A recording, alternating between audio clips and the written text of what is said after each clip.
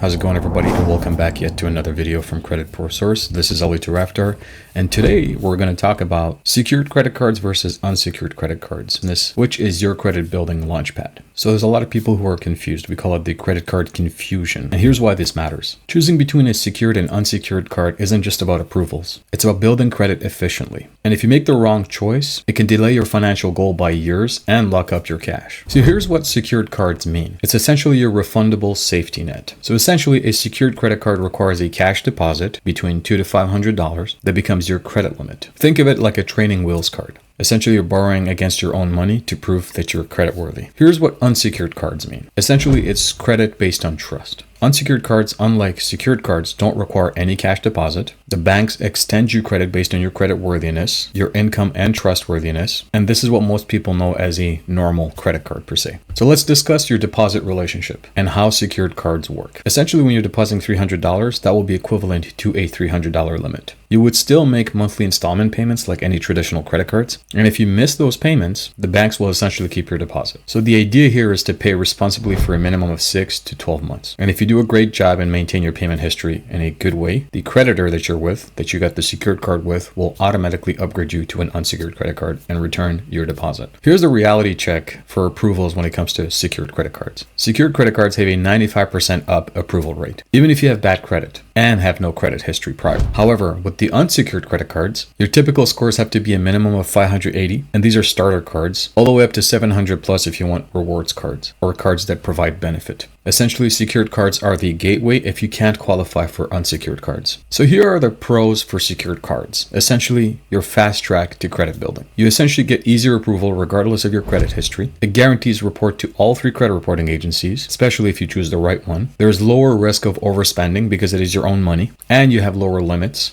And it's perfect for rebuilding your credit, especially after bankruptcy or if you have series of collection items.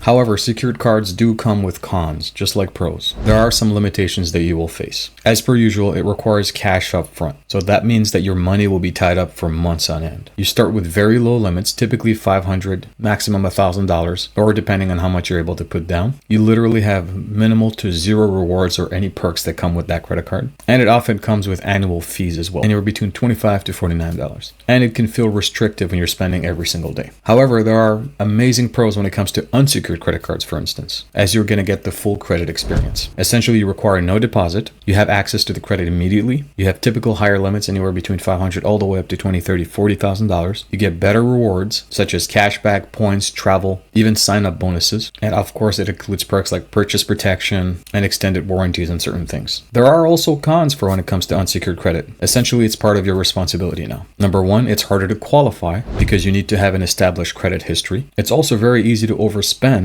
and you can accumulate debt fast because you have larger limits, obviously. And if you miss a payment with unsecured credit cards with larger limits, it will hit harder on your credit reports. As you can tell, the interest rates are also very steep, anywhere between 25 to 29%. Some of them start you off at 18%. So what I would recommend is what we call the shared superpower. You build both credit equally. Here's the truth. When used responsibly, both secured and unsecured credit can help you build credit at the same rate. Essentially, the credit bureaus don't label secured cards any differently. What really matters is your on-time payments, which is obviously 35% of your credit score, which makes it the highest rating factor on your credit score, and making sure that you keep your utilization below 30%. There's another video we discussed on the best type of hacks for that. You can go check that out. I'll link it in the description below. And to ensure that you continue building consistent history with those creditors. It doesn't matter about the card type. So what's the graduation path from secured to unsecured? Most secured card holders can stick around for 6 to 12 months before going unsecured. As long as you continue making your payments on time, you keep your utilizations low, ideally under 30%, but the best one is between 7 to 10%, and you periodically request credit limit increases. Essentially, once you have done that, you can approach your creditor and request an unsecured credit card. Many banks will automatically review your credit cards, specifically if it's a secured card, for normal graduation to an unsecured status. So once you have a secured credit card and you're ready to graduate, how do you get your deposit back? So here's the refund process. When you graduate your secured credit card and do it so in a good standing, your deposit will be essentially refunded within 1 to 2 billing cycles. Some issuers may even convert your deposit into what we call a statement credit. Others will mail a check or do a direct deposit in your account. You don't lose your money. Essentially, it's held, but it's not spent. So what are some of the top secured features to look for when it comes to secured accounts? You want to make sure that number one, it reports to all of the 3 credit reporting agencies. This is a big non-negotiable, especially if you're trying to build your credit. Make sure that you have no 0 to low annual fees. Make sure that the deposit is reasonable,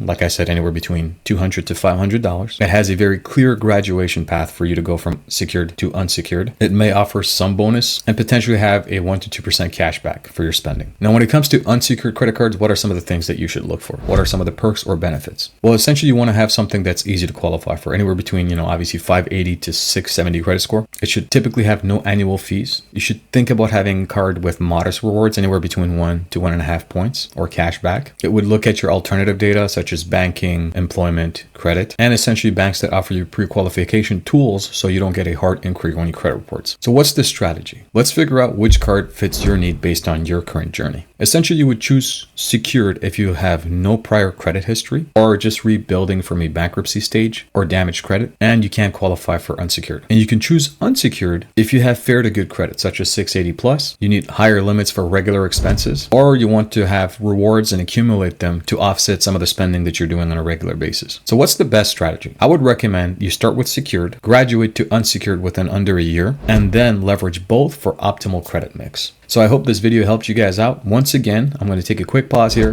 Make sure that you join our free community on School. We teach you guys everything about credit. We offer you guys legal resources and guidance in addition to Q&A calls that we do every single week. So don't miss out. And with that said, I hope you guys enjoyed this video and learned a thing or two about secured or unsecured card and which may be the best fit for you.